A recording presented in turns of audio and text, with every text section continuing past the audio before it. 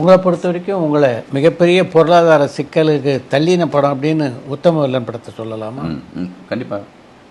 கண்டிப்பாக நான் குறை சொல்கிறதுக்காக சொல்ல, நிஜம் அதுதான்.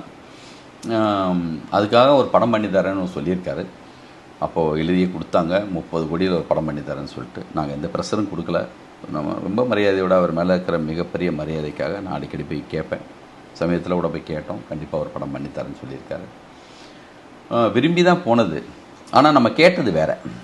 கௌதம் மேனன் காமெடியில் சொன்ன மாதிரி நான் கேட்டது மாதிரி போஸ் நாங்கள் என்ன விரும்புவோம் சார், உங்களுக்கு தெரியாதா? தேவர் மகன் மாதிரி ஒரு அபூசர் மாதிரி படம் தான் நம்ம விரும்பி வந்த படம். அவருடைய படங்களில் நம்ம அப்படி தான் கேட்டோம். அவர் ஒரு கதை சொன்னார், சூப்பர் கமர்ஷியலான ஸ்கிரிப்ட், வேல் நாய்க்கிற மாதிரி இங்கே போய் நான் என் தம்பியை காப்பாற்றி வர்றது தான் கதைன்னு சொன்னார். ஆக்ஷன்னா சூப்பரான படம், சித்தார்த்த தான் தம்பியை வச்சு பேசணும்னு சொல்லி. என்னென்னா வாரத்துக்கு ஒரு மாற்றிட்டு இருப்பார். அவருடைய சிக்கல் அது. இதுக்கு முன்னாடி பல படங்கள் அப்படி தான் பண்ணியிருக்காரு, அதில் சக்ஸஸ் ஆகியிருக்காரு. அது அவருடைய தேடல், அதோடைய விஷயம். அது டைரக்டாக இருக்கும்போது நான் மட்டுமே போயிருந்தேன்னா அது வேறு மாதிரி பேலன்ஸ் ஆகி போயிருக்கும்.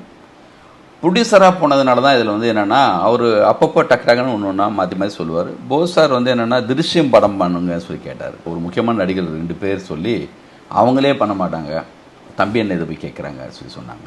சார் நான் அவரை பயங்கரமாக மதிப்பேன். போஸ் கூட கொஞ்சம் ப்ரொடியூசராக டீல் பண்ணுவான். எனக்கு பெரிய கலைஞனாக பார்ப்பேன் நான். அதான் எனக்கு பிரச்சனையும். போஸுக்கு சத்தம் போடுவான், இந்த இடத்துல நீ வராத உள்ளம்பான். அப்பப்போ நான் அவர் மேலே இருக்கிற மரியாதைனால அவர் இது கொஞ்சம் பொறுமையாக சொல்லி நான் தான் அவரை கண்ட்ரோல் பண்ணிட்டே இருப்பேன். அப்போது அவங்க பொறுத்த வரைக்கும் என்னென்னா, அப்போ நல்ல கம்பெனியில் உங்களுக்கு தெரியுமே சார், 5 படம் பண்ணிட்டு தொடர்ந்து அவ்வளோ போகுது. அப்போ இந்த கதை பண்ணணும்னு சொன்னார் உத்தம வில்லன். போஸுக்கெல்லாம் சுத்தமாக பிடிக்கல. அவர் திருஷ்யம் ரைட்ஸ் மொத்தமாக வாங்குறதுக்காக வெயிட்டிங். படமும் காட்டியாச்சு அவருக்கு. காட்டினதுக்கு பிறகு அவர் பண்ண மாட்டேன்னு சொல்லிட்டு இன்னொரு கம்பெனிக்கு போய் படம் பண்ணுறார். உண்மையை சொல்லணும்னா கலைஞனா கமல் சார் மாதிரி ஒருத்தரை பார்க்கவே முடியாது சார். அவர்கிட்ட நானே நிறைய படங்கள்லேருந்து நம்ம தேவர் மகன் எத்தனை வாட்டி சொல்கிறேன், கலைஞனா மிக அற்புதமான ஒரு கலைஞன். அந்த படத்தை நீங்களே டைரக்ட் பண்ணியிருக்கலாமோ அப்படின்னு எப்போ சிந்திச்சு? இல்லை, அந்த படத்தை நான் டைரக்ட் பண்ணணும்னு நினச்சதே இல்லை சார். அதுக்கு முன்னாடி நான் ஒரு கதை அவருக்கு சொல்லியிருக்கேன், டைரக்ட் பண்ணுறதுக்காக போயிருக்கேன். அப்போ ராஜகமல்லே என்னை பண்ண சொன்னார், அது மிஸ் ஆச்சு. பண்ணியிருந்தால் நான் வேறு படம் தான் பண்ணியிருப்பேன், உத்தமவில் நான் பண்ணியிருக்க மாட்டேன்.